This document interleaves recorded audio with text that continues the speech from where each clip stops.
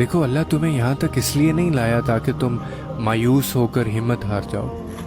تمہیں کیا لگتا ہے کہ تم آج جہاں ہو وہاں بے وجہ ہو؟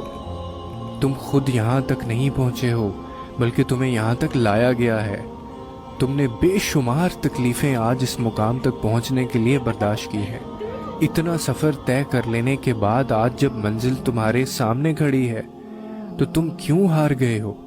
اتنے کٹھن صبر کے بعد اب جب صلہ ملنے کا وقت ہے تو کیوں راستے میں ٹھہر گئے ہو؟ اٹھو، اب تو سفر ختم ہونے کو ہے۔ اب تم منزل کی نہیں بلکہ منزلیں تمہاری منتظر ہیں۔ اب تمہیں معجزوں کا نہیں بلکہ معجزوں کو تمہارا انتظار ہے۔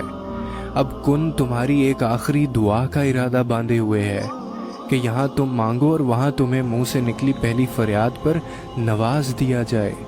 اب صبر کے زمانے گزر گئے ہیں، اب صلے ملنے کا وقت ہے۔ اب بات سسکنے کی نہیں رہی، اب قبولیت کا وقت ہے۔ اب مسافتیں ختم ہونے کو ہیں، اب آنسوؤں کے مسکراہٹوں میں بدلنے کا وقت ہے۔ کسی اور کا نہیں، اب یہ تمہارا وقت ہے۔ ہزاروں مایوس لوگوں میں سے اگر اس نے تمہیں دعا کی توفیق دی ہے تو پھر وہ کیسے تمہاری دعا کو رد کر سکتا ہے؟ جس نے دعا کا حکم دیا ہے اس نے قبولیت کا بھی تو وعدہ کر رکھا ہے۔